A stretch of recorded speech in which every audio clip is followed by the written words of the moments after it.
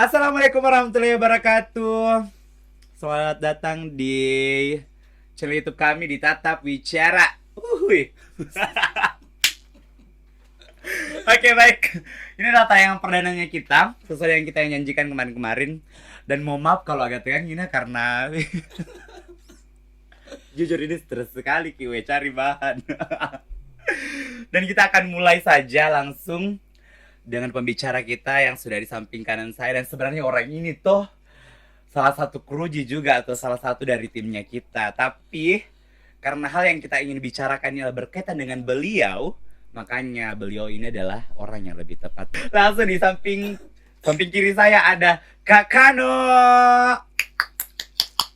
editor efek Kano, efek tangan. Awas. Oke. Terima kasih telah mengundang saya di Tatap Wicara. Oke, sama-sama Kakak. Nama saya Kano. Oke, kita izin dulu perkenalan dia. Jadi nama saya Kano Malara Rumpa. Kak Kano, umurnya berapa? Umur saya 17 tahun. Iya. Betul, jadi beliau itu 17 tahun. Iya, jadi kalau kakak ini adalah umurnya 17 tahun. Kalau saya kan 10 tahun, Kak. So, jadi makanya masih kurang, memang itu mentegang sekali di malam. Oke, kita lanjut. Untuk pembicaraan malam hari ini tuh kita mau bahas tentang dunia-dunia nyata dulu ini, Kak. Jam dulu terjauh tuh dunia-dunia nyata mau dulu. Kan kita ini adalah orang-orang yang gemar untuk berkarya atau senangki untuk berkarya. Dan sebelum kita bahas tentang dunia pengkaryaannya lebih dalam ini, saya mau tahu dulu tentang budaya itu sendiri atau kebudayaan itu sendiri, Kak. Kira-kira apa pengertian luasnya tentang budaya? Jangan terlalu dalam, Kak, karena nanti pusing penonton toh. Sepertinya ini agak serius sedikit ya. Iya ya. Tapi simpelnya seperti ini. Kebudayaan itu adalah identitas suku bangsa. Identitas artinya adalah sebuah tanda pengenal di. Oke, jadi artinya kebudayaan di sini sebagai identitas, artinya sebagai ciri khas, sebagai penanda salah satu suku tertentu. contohnya. Misalnya, Iya. ketika kita ingin mengenal Toraja, ya minimal kita harus kenal Aluk Todolo, Tongkonan, kuburan batu, tahu-tahu dan lain-lain. Kita ingin mengenal Jawa, ya harus kenal Jaipong, harus kenal batik, dan Kalimantan, Dayak dan lain-lain begitu. Kalau daerah sendiri nih, Mas Andrempulu lebih lebar nih. Kira-kira kalau dengar kata Mas Andrempulu apa kira-kira yang terlintas untuk identitasnya sendiri ini? Ya, Mas Andrempulu itu sejauh ini ya. Iya. Kalau bicara Mas Andrempulu yang saya ingat itu Dangke. Dangke dan Depatetekan. Iya. Makanan dong ya, dan Iya, kan. Oh, ada lagi satu, Gunung Nona. Iya, Gunung Nona. Ada sedikit pemanis-pemanis Gunung Nona dan Bambapuang. Iya, ketika Mas Andrempulu ya itu. Oke. Mungkin dirasa terlalu jauh ini bahas tentang kebudayaan karena ada dinas kebudayaan lebih punya hak untuk membicarakan itu. Soal data-datanya lebih lengkap apa saja. Yang katanya banyak. Yang katanya kita adalah apa ya? Suku Mas Andrempulu sekarang. Yang harusnya punya identitas juga untuk lebih detail dan lebih spesifik menjadi suku Mas Andrempulu. Supaya lebih dikenal lagi. Oke. Kita move on dulu dari budaya. Oke. Tapi sebenarnya yang kita mau bicara ini sama kaitannya sama budaya, itu dunia kekaryaan. Sudah berapa tahun Miki berkarya ini? Tahun ya, masih muda ya kalau bicara soal karya dan berkesenian. Umur sebenarnya saya sudah mulai berkesenian dari kecil, dari TK. Dari TK? Dari TK. Apa taminkan tahu dulu apa taminkan, Kak? Ini ya, saya sering waktu kecil itu sering bawa gitar, walaupun pada saat itu saya belum tahu akor. Nah, dari situ akor itu apa? Akor itu ya bahasa gaulnya tindisan. Tahu nih. Iya. Jadi tahu dulu. Tindisan.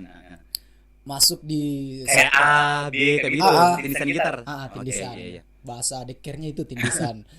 Ya, pas masuk di SD, kakak-kakak saya kan ya pencinta musik rock, pencinta musik Oh, rock. keluarganya sudah turunan band memang Mi. Kakak-kakak Ah. saya itu suka putar lagu rock, jadi secara otomatis itu tersimpan di memori otak saya dan itu menjadi bagian dari lingkungan kecil saya, dan itu menjadi apa, itu membangun mental saya secara perlahan. Dari SD dengar lagu seperti itu, ketika saya menangis saya masuk di kamar, di sana saya mendengar lagu rock, Dipukuli sama mamanya tuh karena pernah ngaji jadi ke kamar kita dengar lagu rock. Sekali masa mudanya Bapak ya. Lagu rock, masuk di bangku SMP belajar main gitar. Nah di situ kita sudah mulai Oh, SMP baru langsung pegang gitarnya ya. Panggung pertama umur bikin berapa? band, bikin band. Oh, Itu, bikin band di SMP. bikin band dituntun sama kakak-kakak, membawakan lagu-lagu ya, lagu-lagu rock-rock yang agak tipis distorsi gitu. Yang sesuai dengan umur lah ya. Tapi yang paling intens kenal kesenian itu Pak saat kuliah Kuliah baru lebih dalam. lebih dalam. Untuk kenalnya itu dari TK, panggung pertama di SMP. Lebih kenal lebih dalamnya tentang dunia kesenian itu di dunia perkuliahan. Dan di situ mungkin baru kita tahu jadi Kak, ternyata luas sih tentang Iya, dunia jelas. karya dan dunia seniman ini. Oke, jadi bisa dihitung sekitar wah lumayan lama di Tapi ya kita berkarya. lebih dikatakan berkesenian ya pada saat kuliah.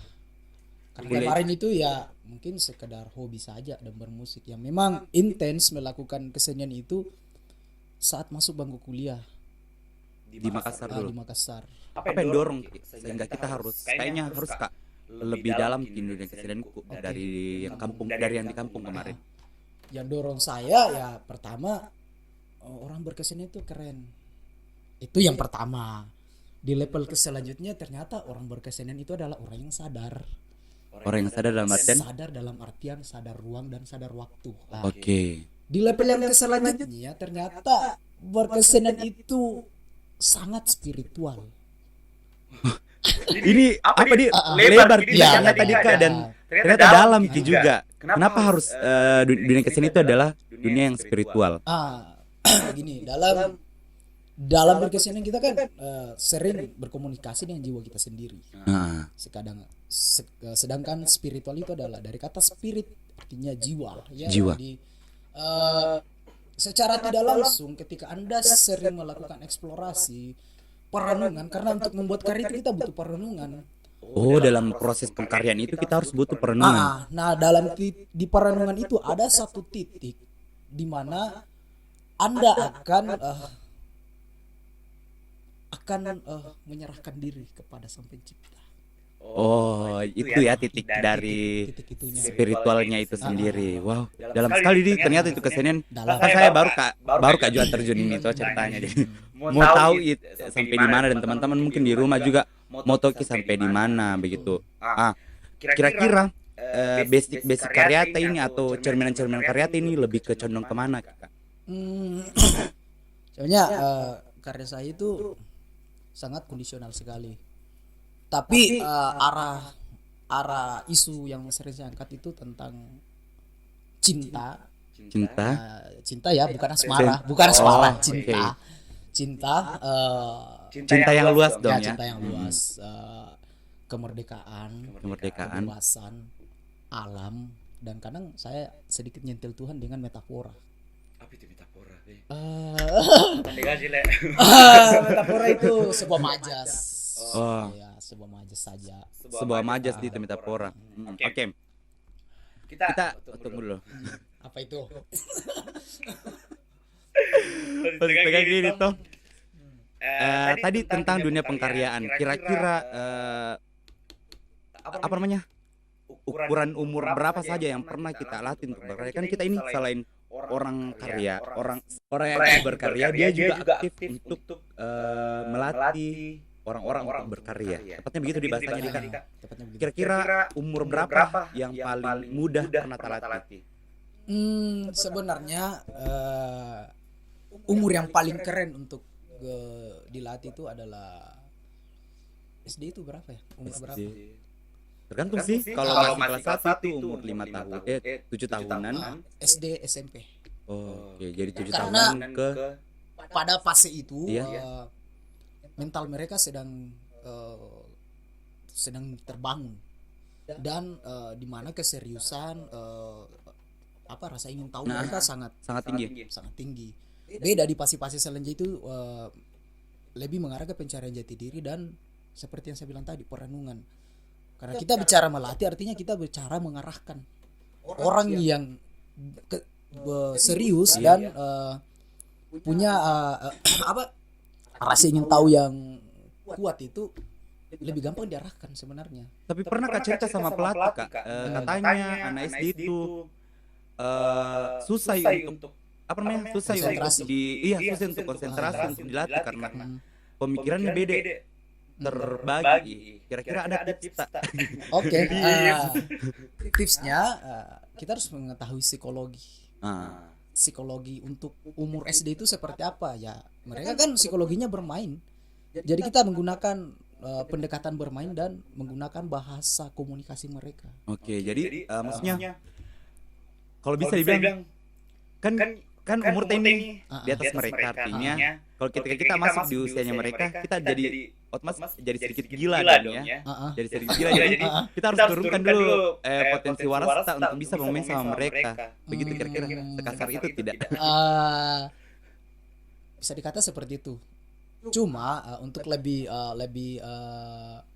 sederhananya, kita harus mengenal gerak tubuh mereka, bahkan pada wilayah tatapan mereka, bahkan dari wilayah respon mereka, cara mereka merespon. Mereka kan peniru. Iya. Mereka adalah makhluk peniru yang bukan makhluk sih. Mereka di masa-masa itu adalah sangat meniru. Ketika kalian memperlihatkan respon yang negatif, mereka akan melempar balik seperti itu. Ketika kalian memberikan respon dengan kasih dan sayang, mereka akan merespon juga seperti itu. Paham. Mereka kan makhluk yang maksudnya Manusia. Mereka kan kita lah waktu masih kecil itu adalah orang yang hanya melihat dari segi pandangannya kita, bukan dari segi hatinya kita. Dari mata dulu baru turun ke hatinya kita. Kalau sekarang kan mungkin bisa dibaca orang ketika dilihat diam nih, tapi ketika kita masih kecil, kita itu harus bicara, orang itu harus bicara dulu, baru kita tahu ternyata dia itu baik. Jadi artinya ketika kakak terjun langsung untuk melatih si adik-adik ini, kakak harus tahu dulu sampai di mana psikologinya nih anak-anak, teman-teman kecilnya kita ini sampai di mana dan karya apa yang cocok untuk mereka. Kira-kira seperti itu Dika. Iya, seperti Jadi mungkin kebanyakan dongeng lah semacamnya. Nah, tadi ini usia kecil. Sekarang kita bahas sedikit dari usia kecil itu. Kira-kira remaja lah ya Kak. Remaja itu bagaimana kira-kira psikologi untuk anak-anak remaja ketika dilatih? Kebanyakan kalau remaja itu mereka ada di masa peralihan antara bermain serius dan memperlihatkan eksistensi mereka sebagai manusia yang ingin diakui. Misalnya mereka sangat suka ditegur. Mereka kadang bikin ulah, bikin onar untuk hanya sekedar mendapatkan perhatian. Bedanya di itu. Mereka sudah mulai membuat konsep di kepalanya untuk mendapatkan perhatian si pelatih.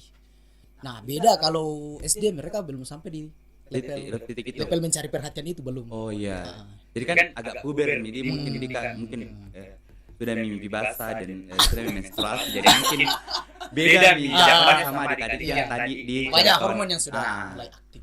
Oke, begini Kak, kan ada yang ada pernah orang lah ya bilang sama saya, katanya di dunia SMA itu kita hitung remaja ke SMA dong Kak ya, contoh ya. Dunia SMA itu adalah dunia orang di mana mereka cari jati diri mereka. Sepakat kira-kira tentang hal itu? Tidak terlalu mudah Kak. Jati diri bisa dikata iya, bisa juga dikata belum, karena proses pendewasaan itu bergantung sama mental seseorang, kondisi psikologi, lingkungan, bahkan sampai taraf biologisnya untuk memasuki level itu, karena pikiran itu juga dipengaruhi sama kondisi sel-sel yang ada dalam otak. Oke, jadi tergantung dari kesiapan mereka untuk melangkahkan kaki mereka di. Ah, Karena kan mencari jati diri itu dibilang susah, tidak, dibilang gampang, tidak. Tapi kembali lagi, apakah dia siap untuk memulainya atau tidak? Seperti itu, Dika. kalau saya pribadi soal jati diri itu tidak pernah usai. Nah, Orang selalu dalam masa pencarian. selalu terupgrade atau bagaimana, Kak? eh mencari jati diri itu tidak akan pernah menemukan jati dirinya, karena manusia akan selalu berproses sampai pada mereka mati pun. Itu adalah bagian dari proses pencarian, itu dari sudut pandang saya. Ya, tapi tidak salah dong kalau kita cari jati diri. Tidak. Oh. Bahkan itu adalah dituntut untuk mengenali siapa diri kita, Dan untuk kemana diri saya. untuk kemana diri ini. Mungkin agak sedikit kritis, Jauh Kak. ya. Agak kritis Kak dulu toh ini, Kak. Tapi kan mungkin bisa kasih pemahaman ke saya dan teman-teman. Kan begini. Dulu saya adalah remaja yang tidak tahu, bahkan bicara A saja saya tidak bisa. Remaja kelas 1 SMA. Tapi saya mencoba, saya pernah baca, bukan baca sih, saya pernah lihat katanya beda ketika seorang pemuda yang ada dalam kamar saja, lingkupannya dalam kamar saja, sedangkan pemuda yang berani untuk keluar dari rumahnya mencari tentang dirinya ini, tentang apa begitu. Pertanyaanku, tunggu dulu. Itu Pertanyaanku tuh, Kak, menurut Tak, bagaimana pandangan seperti itu? Apakah salah tidak ketika orang itu berdiam diri di kamar untuk menutupi dirinya saja, atau keluar dari zona nyamannya kita? Oke. Sebenarnya semua itu sah-sah saja. Iya. Karena memang tipe kepribadian manusia itu dibagi dua secara garis besar. Apa tuh? Ada introvert dan ada Extrovert. Oh iya. Itu. Jadi ada memang kalangan beberapa orang yang butuh untuk menyendiri, untuk menyerap energi. Menyerap energi ini maknanya luas. Dan ada memang beberapa orang yang bisa mendapatkan energi ketika mereka keluar. Artinya ada orang yang memang butuh keramaian untuk bisa mendapatkan energi. Dan ada beberapa orang yang dia butuh sendiri merenung, memahami, menganalisa kejadian-kejadian untuk mendapatkan energi baru. Bukan berarti ya, intro dan ekstro itu dikategorikan sebagai pendiam, ekstro dikategorikan sebagai cerewet. Tidak. Tidak. Tapi memang ada dua kepribadian yang dipahami. Ya, begitu. Ada dua.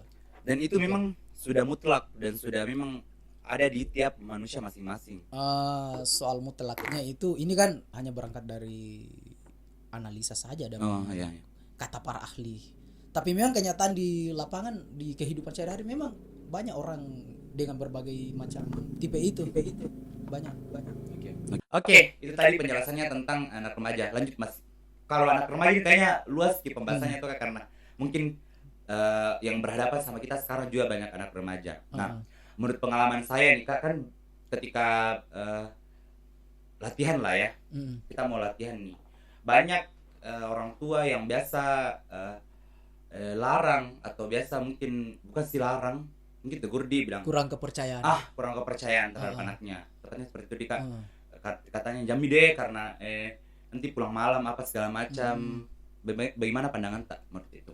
Oke, pertama harus ada keterbukaan komunikasi antara si anak dan orang tua. Dan ingat, untuk orang tua ini, anak itu butuh kepercayaan. Itu yang paling utama. Ketika mereka selalu disalahkan atau mendapat penolakan, itu berpotensi untuk merusak mental dan kepercayaan dirinya. Tapi di samping itu, kita sebagai yang anak juga harus menjaga kepercayaan itu yang diberikan sama orang tuanya. Persoalan ini adalah latihan atau kemana, ini di luar dari apapun. Misalnya dia atlet, hobinya gaming sekalipun, harus ada keterbukaan komunikasi. Itu kuncinya di situ, ada keterbukaan komunikasi antara orang tua dan anak. Kalau saya pribadi, karena saya juga sering dapat adik-adik yang latihan, dia punya potensi untuk menjadi seorang pekerja seni, Iya. tapi ada sebuah sistem dalam keluarganya yang melarang, yang bukan melarang, yang memberatkan dia untuk mencapai itu. Nah, kadang saya katakan ya keterbukaan komunikasi dan kejujuran. Tapi ya entahlah apa ya, entahlah bagaimana sistem yang ada di keluarga kita masing-masing. Tapi yang paling utama itu adalah keterbukaan dan kepercayaan. Jadi dua poin utamanya teman-teman sekalian, 2 poin utama nih. Kalau kita ingin berkarya, pertama keterbukaan kita sama orang tua kita, apa yang mau kita kerjakan. Berkarya ini, berkarya yang kayak bahas ini sebenarnya bukan hal sempit ke kesenian deh Kak. Banyak. Tapi luas Ki. Karya kalian untuk prestasi kalian masing-masing banyak, dan potensi kalian itu ada pada diri kalian masing-masing. Tapi hal supaya kalian bisa terbuka dan bisa kalian ekspresikan dirinya kalian itu adalah kalian punya sifat keterbukaannya kalian sama sifat kepercayaannya orang tua kalian yang kalian harus jaga. Karena banyak kalah sih memang Dika tahu. Banyak kalah sih. Ada yang dibilang mau dulu pergi contoh latihan lah.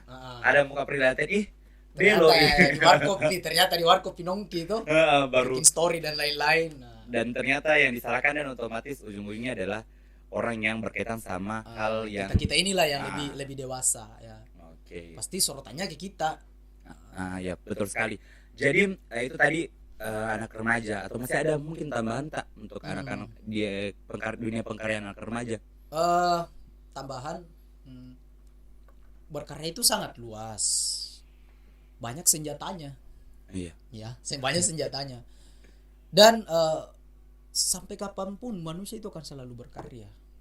Sampai umur apapun. Sampai kapanpun manusia akan dituntut untuk berkarya. Biar jejak-jejak yang kita tinggalkan itu akan menjadi inspirasi. Mau dia jejaknya kecil, besar, dia harus mengambil peran dalam hidup ini dengan berkarya. Terserah karyanya mau seperti apa, dia mau berkarya di bidang olahraga, berkarya di bidang kesenian, di bidang pendidikan. Kalian semua punya hak untuk berprestasi dan diapresiasi oleh masyarakat.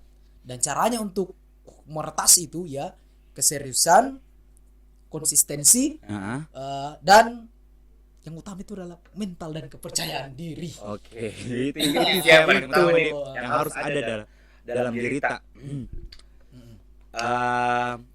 Apa tadi mau bahas, tadi mau ku colek sedikit dari perkataan, tapi lupa ya. Tunggu dulu. Jadi ini tuh cerita santai, jadi kita sambil rokok dan minum dulu guys. Kita tadi bahas tentang dua tadi poin dibahas tentang karya sama budaya dan karya. Sebenarnya dua poin memang yang mau kita bahas malam ini, tapi lebih dalamnya itu di dunia pengkaryaan. Kembali ke karya ini.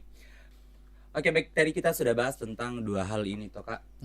Dan kembali Ki, lebih bahas lagi tentang dunia pengkaryaan ini sendiri. Kira-kira nih, apa yang membuat Ki tidak bosan? Tidak ada, kayaknya tidak sekali bosan tadi untuk kayaknya ini orang toh guys. Ini guys, YouTuber banget Mike. Jadi Kakak ini toh tiap minggu itu harus ada terobosan baru, atau ada hal baru yang harus kita buat begitu. Itu terus cambukan dari dia untuk kita semua ini anak-anak muda. Dan saya mau tanya nih, kira-kira apa yang buat Ki tidak bosan begitu di dunia ini Kak? Oke. Di dunia karya ini, maksudnya bukan di dunia ini, dunia karya ini Kak. Oke, pertama yang membuat saya tidak bosan untuk berkarya lewat bergerak, gerakan juga kekaryaan itu kita bisa menyentuh relung-relung sisi paling sepi setiap manusia dengan itu. Karena begitu. Karena dalam karya entah itu apa, tapi saya mengambil latar belakang saya sebagai seorang pekerja seni. Nah, dalam tulisan-tulisan saya, misalnya puisi, lirik, bahkan naskah itu kadang saya melakukan satire. Kadang saya melakukan saya jauh oke, sekali ya satire. Kadang saya bisa mengangkat isu-isu yang bahkan sangat tabu, Tapi dengan pendekatan artistik, dengan pendekatan kesenian, saya bisa membuat itu lebih sederhana. Saya bisa menyentuh isu-isu global, Iya. isu-isu kemanusiaan, isu-isu kekerasan dengan bahasa Diperhalus atau maksudnya diperapit tuh dibuat menjadi sederhana dan menarik, dan mudah ditangkap sama mudah ditangkap teman-teman. lewat kekaryaan, lewat seni. Karena seni itu dia sangat relatif, dia sangat fleksibel masuk ke semua lini kehidupan. Dia bisa menyentuh politik, sosial, budaya lewat itu pendekatan seni. Misalnya dalam lirik, misalnya kita menulis lagu ya, menulis lagu, kadang butuh dicerna baik-baik. Bagi orang yang paham soal estetika, mereka akan mendapati kebenaran, mereka akan mendapati pemberontakan, bahkan kemerdekaan lewat mendengar lagu.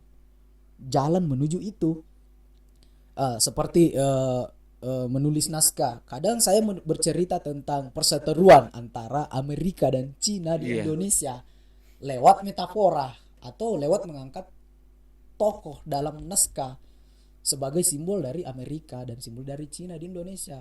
Kemarin kita sempat garap itu. Iya. Bahkan sebelum corona itu kita pernah menggarap full day. Full day school yang kita anggap itu adalah sebuah sistem yang berpotensi untuk ini di skip saja kalau agak berpotensi untuk menekan kreativitas siswa. Iya, karena kan mereka harus belajar sampai jam 4 sore di iya. Otomatis Waktu mereka bersosialisasi ke masyarakat kan kurang. Iya. Dan itu yang sangat disayangkan ya dari program pemerintah yang kemarin itu. Sangat sayang sekali. Dan kakak ini selain per orang kelompok yang kecil, dia juga itu buat karya itu di kelompok yang besar. Tantangan apa kira-kira yang sering ada dalam berkarya di setiap kelompok itu? Dari kelompok kecil dulu deh jelas. Tantangan terbesar untuk bicara kelompok itu adalah lagi-lagi komunikasi, keterbukaan, dan saling percaya. Harusnya ketika kita hidup berkelompok itu kita seperti keluarga. Kita harus yang pertama dibangun itu adalah asas kekeluargaan. Itu yang paling utama. Supaya chemistry antara kita dan si teman-teman ini bisa berbaur di Kak. Dan kadang saya mendapati beberapa kelompok yang motivasi berkumpul mereka ya memang hanya motivasi berkumpul, bukan motivasi bergerak. Nah, ketika gerakan itu dilandasi dengan kekeluargaan, itu kita akan survive dan memaksimalkan apa yang kita punya karena ada nama baik keluarga yang kita jaga. Itu poinnya ketika bicara soal kelompok-kelompok. Nah, untuk cakupan yang lebih luas, kompetisi. Kebanyakan kita akan saling berkompetisi mana yang terbaik di antara kita. Padahal secara mendalam seni itu merdeka. Seni itu adalah hal yang paling absurd. Dia tidak diikat oleh benar dan salah. Pokoknya tergantung dari penikmat. Apakah begini yang saya tangkap tuh Kak, tergantung dari si penikmatnya. Dia suka dengan seninya kita atau dia tidak suka. Kan bukan hanya satu dari penikmat yang ada di bawah panggung itu, ada banyak. Ini kita bicara tentang keseniannya. Jadi artinya kompetisi itu tidak terlalu diperlukan dong, karena kita punya fans masing-masing lah.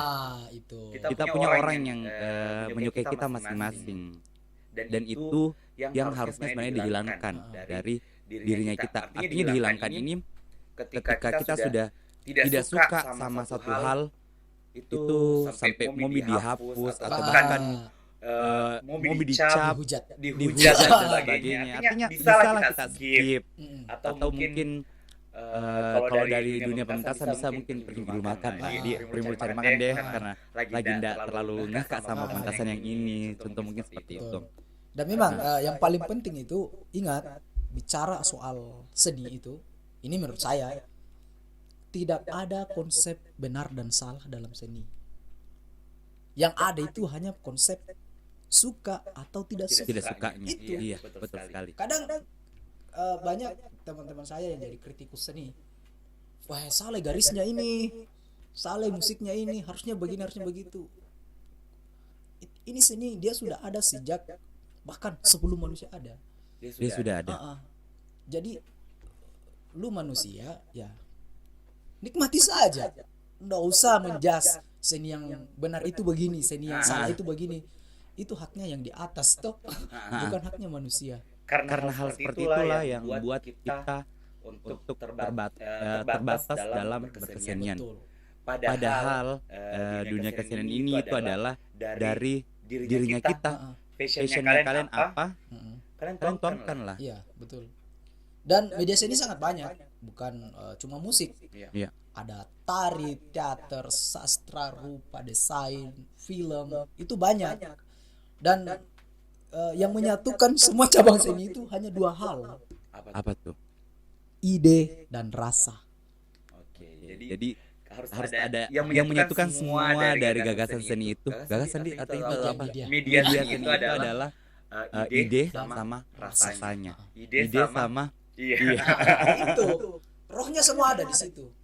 Persoalan yang lain itu tinggal masuk ya wilayah peralatan, kesenian, media dan Iya.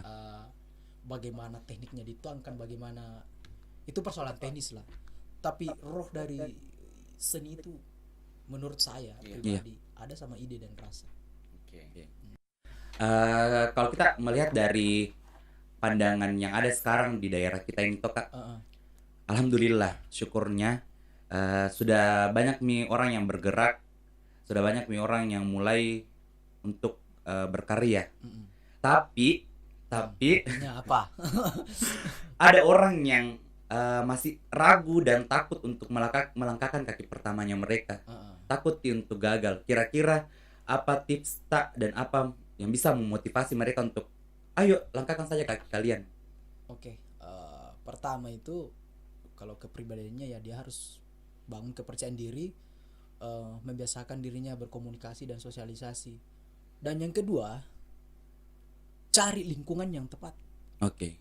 Lingkungan yang tepat, misalnya Anda bergaul dengan orang-orang yang memang sudah berkecimpung di dunia seni, otomatis energi dan kebiasaan-kebiasaan orang itu akan tertular sama mereka yang ingin bergerak di dunia kekaryaan. Tidak apa-apa untuk mencoba ini Kak. Contoh saya ingin melangkahkan kaki saya di sini, si A ini. Ternyata passion saya kurang di si A ini. Tidak apa-apa dong saya mencoba lagi di Si B B. ini. Iya, enggak apa-apa. Itu adalah hak dan kemerdekaan tiap manusia. Dan itu adalah prosesnya kita ya. Itu adalah proses. Oke, dan alangkah baiknya ketika kalian ingin melangkah, kalian jangan takut untuk jatuh di Kak. Karena jatuh itu adalah bagian dari proses. Artinya proses itu adalah pengalamannya kita, yang kalian akan ceritakan nanti di hari kemudiannya kalian. Asik. Bijak kok. Ada tambahan tak lagi Kak untuk mungkin cukup media untuk akhiri ini perbincangannya kita ini. Masih ada tambahan? Tambahannya ya tonton tetap bicara. Jadi oke baik, kita akhiri di Kak. Terima Oke. kasih untuk waktunya malam hari ini Kak. Memang banyak ya waktunya ya karena untuk konten tak kita ini sama-sama. Teman-teman di belakang layar terima kasih sudah ada sama-sama kita di sini.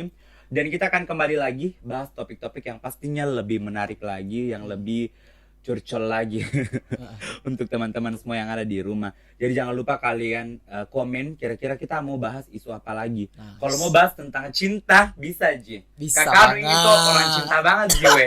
Jadi langsung bisa komen mungkin cinta bahas tentang cinta apa dulu.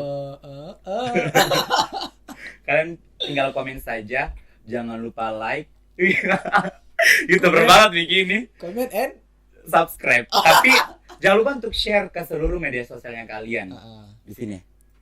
ayo. Ini Yang mana, yang tahu mana? itu di sini. Oke, terima kasih dadah semua. Assalamualaikum warahmatullahi wabarakatuh.